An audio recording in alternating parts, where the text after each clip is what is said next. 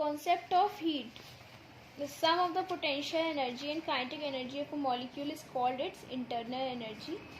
The total energy of all molecules of a substance is called its thermal energy. Thermal energy क्या होता है? किसी भी body के मॉलिक्यूल्स जो होते हैं उनकी काइनेटिक एनर्जी को कहते हैं. काइनेटिक एनर्जी उनकी क्या बन जाती है? Internal energy. उसको कहते हैं थर्मल एनर्जी. जब वाइब्रेट करते रहते हैं तो कुछ हीट प्रोड्यूस होती है उनकी मूवमेंट की वजह से. ठीक है. फिर आता है the energy which flows from the hot body to the cold body is called the heat energy और सिंपली द हीट. तो हीट का अगर मैं डेफिनेशन मांगे कि क्या होता है, तो हीट एक फॉर्म ऑफ एनर्जी है जो कि क्या करती है, वो एक हॉट बॉडी से कोल्ड बॉडी पे मूव करती है जब दोनों में कांटेक्ट होता है. और कब तक मूव करती है? जब तक दोनों सेम टेम्परेचर के हो जाते हैं. ठीक है. यहाँ से टेम्परेचर का डेफिनेशन को पूछते हैं लोग कि टेम्परेचर क्या है. फिर अगर हीट जो है वो फ्लो ऑफ एनर्जी है, तो टेम्परेचर जो होता है वो मेजरमेंट ऑफ हीट होता है. ठीक है. टेम्परेचर खुद में कोई चीज़ नहीं होता है. टेम्परेचर बस एक मेजरमेंट होता है. ठीक है. जैसे डिस्टेंस हो गया, डिस्टेंस असली चीज़ होती है. मीटर क्या होता है? मीटर तो बस उसकी यूनिट है. मीटर तो बस हम लोग यूज़ करते हैं उसको नापने के लिए. ठीक है.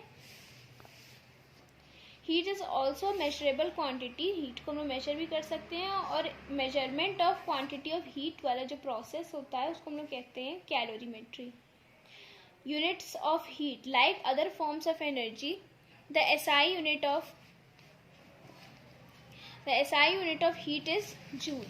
ठीक है. तो अब हीट क्या होता है? एक तरीके की एनर्जी तो होता है. तो किसी भी फॉर्म ऑफ एनर्जी को हम लोग किस में नापते हैं? जूल में नापते हैं. उसका जूल होता है. हीट हो गया, एनर्जी नहीं, एनर्जी हो गया, वर्क हो गया, सबको हम लोग जूल में नापते हैं. ठीक है. 1 calorie is the quantity of heat energy required to raise the temperature of 1 gram of water through 1 degree Celsius. तो ये उसकी फॉर्मल डेफिनेशन दे दी है जो याद करनी होती है. और कैलोरी की एक और क्या होती है?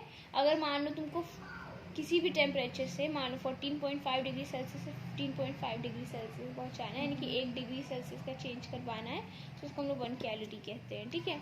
और 1 कैलोरी किसके बराबर होता है? लगभग 4.2 जूल. ठीक है.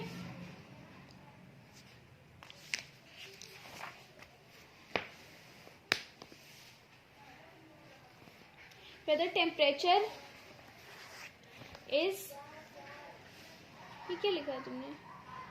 Temperature is average kinetic energy of the body. Average यानी कि सारी काइनेटिक एनर्जी, कहीं पे टेम्परेचर ज़्यादा होगा क्योंकि वहाँ पे काइनेटिक एनर्जी ज़्यादा है मॉलिक्यूल्स की, और कहीं पे कम होगा टेम्परेचर, वहाँ पे काइनेटिक एनर्जी कम है. मतलब जैसे कि मान लो तुमने कोई मेटल का ब्लॉक लिया, उसको तुमने आग के सामने रख दिया और उसके अंदर की मॉलिक्यूल्स जो है एक दूसरे को हिट करके हीट अप हो रहे हैं, तो यानी कि वहाँ पे काइनेटिक एनर्जी ज़्यादा है, इसीलिए वहाँ का हीट ज़्यादा है. ठीक है. और जहाँ पे आग नहीं टच कर रही होगी वहाँ पे वो एकदम अपनी जगह पे रहेंगे और ज़्यादा काइनेटिक एनर्जी नहीं होगी, तो ज़्यादा हीट नहीं होगी वहाँ पे. ठीक है. मैम ज़्यादा हीट मॉलिक्यूल्स की नहीं होगी कि जो हीट प्रोवाइड कर रही है? मॉलिक्यूल्स की नहीं होगी. मॉलिक्यूल्स की वजह से उस ब्लॉक की नहीं होगी. कॉन्सेप्ट ऑफ टेम्परेचर, अगर हम टेम्परेचर को देखें तो अभी इसको हमने एक्सप्लेन किया था कि टेम्परेचर जो होता है वो बस डायरेक्शन बताता है कि किस तरफ से किस तरफ हीट बह रही है. हमेशा हीट जो है वो हॉट से कोल्ड की तरफ जाएगी. ठीक है. हॉटनेस हमेशा कहाँ जाती है? एक हॉट बॉडी से कोल्ड बॉडी की तरफ मूव करती है. ठीक है. तो टेम्परेचर बस उसको हम लोग को क्या बताता है? डायरेक्शन बताता है. वो दोनों का टेम्परेचर बता देगा, फिर हम लोग डिटरमाइन कर लेंगे कि हीट जो है वो हॉट से कोल्ड जा रही होगी. ठीक है. मैम लेकिन हम लोगों को कैसे पता चलता है कि हॉट से कोल्ड जा रही है? टेम्परेचर का ये नोन फैक्ट है. वो मतलब ऐसे डायरेक्शन होता है तो नहीं, मतलब मार्क तो नहीं करते. मार्क नहीं करते. ऐसे तो करंट में भी नहीं लोग देख सकते हैं कि किस तरफ इलेक्ट्रॉन्स मूव कर रहे हैं, और वो कई सारे एक्सपेरिमेंट से पता चल जाता है. इसमें भी क्या है, जैसे तुमने मान लो कि एक गर्म बॉडी है और उसको दूसरी एक कोल्ड बॉडी के बगल में रखा, तो जो हॉट बॉडी है उसके मॉलिक्यूल्स ज़्यादा तेज़ी से मूव कर रहे होंगे, तो उनकी जो काइनेटिक एनर्जी है वो धीरे धीरे किस में ट्रांसफ़र होने लगेगी? जो उनके बगल के मॉलिक्यूल्स होंगे, उनके बगल में मान लो कोल्ड बॉडी के मॉलिक्यूल्स रखे हैं, तो उसको भी वो लोग अपने साथ शेक करने लग जाएंगे, वाइब्रेट करने लग जाएंगे. तो इसकी हीट और इसकी काइनेटिक एनर्जी सब कोल्ड बॉडी में भी चली जाएगी. तो इस तरीके से शेयरिंग होगी. तो कहाँ से कहाँ जा रहा है? हॉट से कोल्ड जा रहा है.